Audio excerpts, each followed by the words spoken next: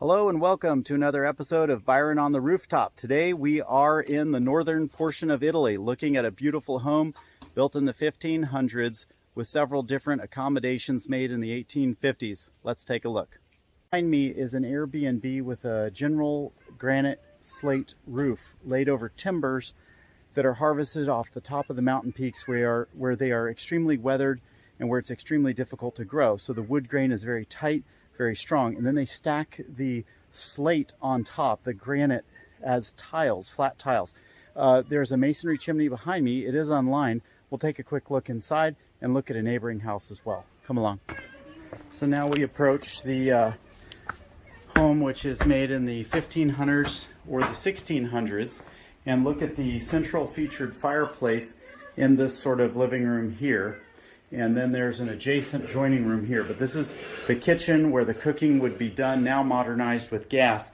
This is an inglenook style where there's a chair still preserved on one side. There would be a chair on the other side, and this whole hood would collect all the smoke from an open style fire pit.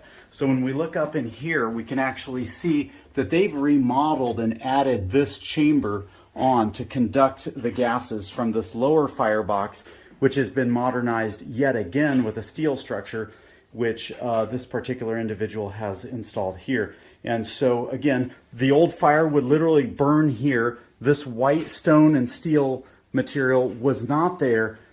Basically, it was a huge fireplace, and you would sit right next to the fire. Your toes could be as close as you wanted them to be to the open style fire, and the entire thing drafted up behind that wood beam.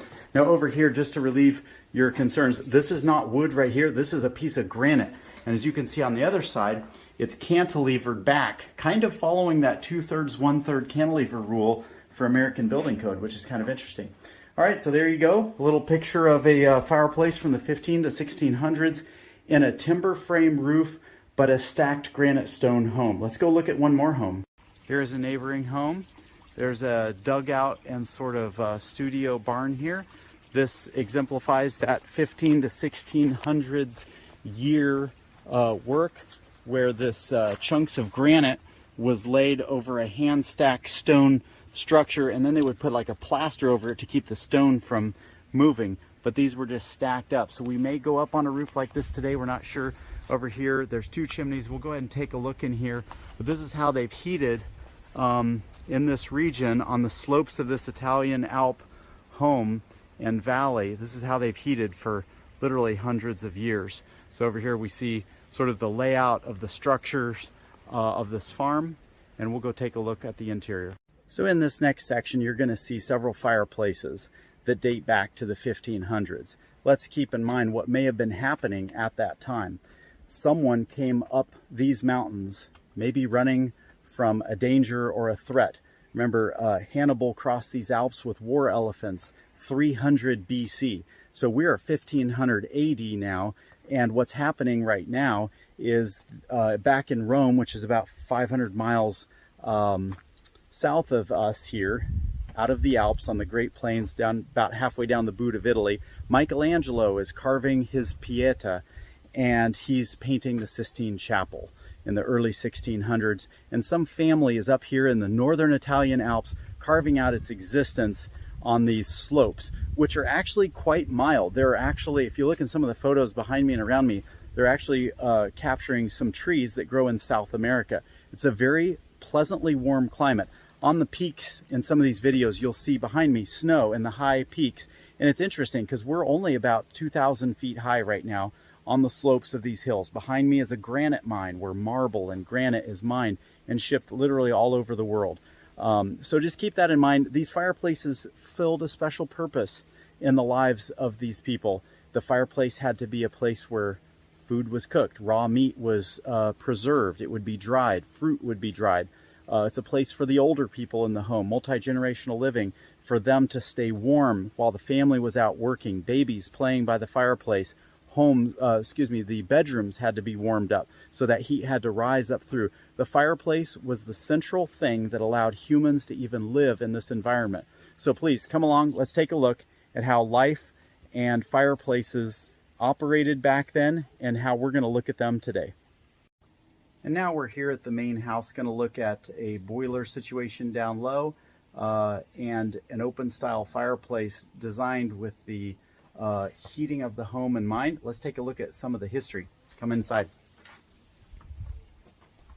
This home has been carefully preserved to maintain the experience that occupants would have had, specifically from the 1800s. So this is the entire fireplace here from left to right. This green mantle all the way across is the original fireplace. And what they've done is remodeled two things. One here, they've placed a wood burning sort of custom designed shaped fireplace to go inside of this, and then a familiar looking yodel that goes up and vents into this chamber as well. So now let's take a little bit of a look at how the people would actually live in this era. Going back to the 1500s, the occupant of the home has just informed me, off to the right is a bench-like chair over here. There would usually be one over here. Then what's missing today is two windows, one right here and one over here, right where that black pot is. The fire would burn on the ground, and the elderly people of the home, because it would be multi-generational living, is what we call it now. Grandma and grandpa essentially sit on the side. They're too old to work in the fields, so they would have two windows on the left and right where they would be able to look out, keep tabs on the family working in the fields, harvesting trees, chipping granite, making wine, grapes, whatever they're doing outside. And the fire's burning here. They'd have a little pile of firewood, and they could keep the wood on the fire. Now the smoke and everything would just go up and generally collect underneath this lintel. This is an 8-foot wide granite lintel right here, solid granite. It's 2 inches, and it slopes up to about 15 inches thick. This mantle right here is made out of solid granite. It's all custom chipped. Over here you can see some of the mortar work to tie it in. And then again, as we saw in the other home, this is a beautiful corbelled solid piece of granite that goes back as a cantilever. Aftermarket electrical work has been done to bring some electrical up into here, provide lighting, etc. I'm a little worried about the clearance of combustibles. We got a single wall pipe here right next to electrical, so that's not good. But this little unit here has an hourglass shape to it. The customer said, or the owner of the home said, that what he does in the winter is he comes over here, opens this up, removes this door, and actually has a wood burning fire in here. This is about 22 inches wide, about 18 inches high. And in here he will burn his fire, get it going. He said it draws like crazy. And then once the fire is established, the heat is established, he brings the coals out here on the hearth. And he said it sheds a tremendous amount of heat. He said he even has to sit over here on the red couch. It's so hot in the winter. On a stone floor with stone walls, all granite and plaster. Pretty amazing what they do there.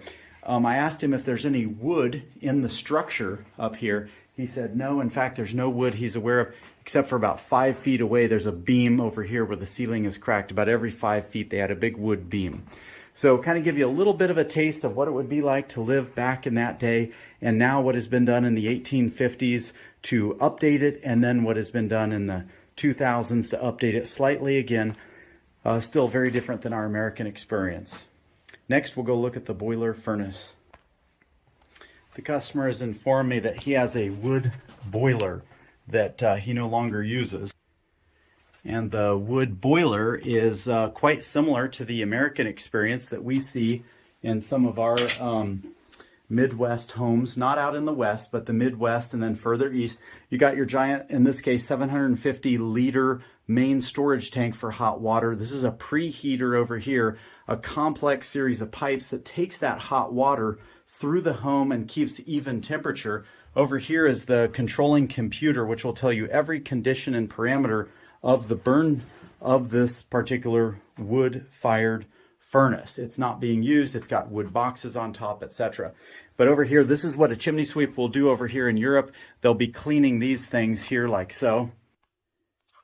And open it up. And inside here, there is a glazed creosote. Kind of hard to see with the poor lighting that we have right now. There's actually a blower mounted on the lower ash removal door, which you'll see as I open it, swings with the door. And inside, I'm sorry for the poor lighting, but there's a grate here. And so the main fire burns up here. The ashes fall down, collect down here, and then it's removed out of here. And as we look in here, this is sort of the job of the chimney sweep, is he'll come here. There's an ash baffle in the boiler furnace flue.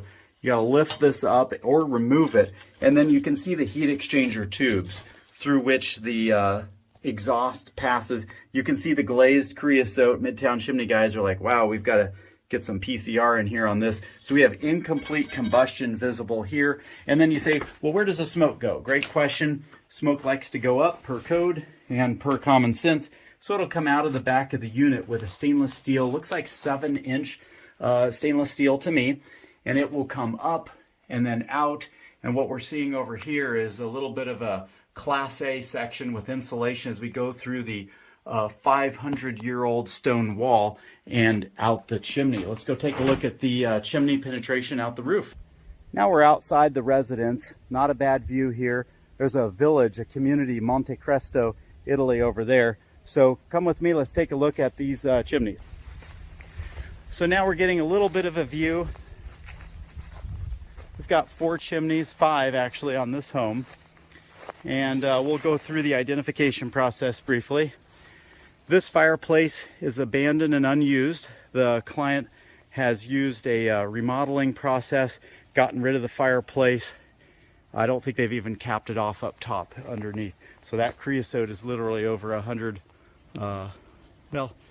probably a little less than 100 years old up there on that particular cupola style chimney. This one also abandoned. There's a window now they've remodeled in the 1850s. They remodeled, got rid of that fireplace. This one over here is also abandoned right here. That one in the far corner is the one that has the yodel stove and the inglenook style fireplace. And then this is our boiler furnace flue. So in the case of this customer, we would want to recommend sealing off 3 flues and then cleaning these remaining 2.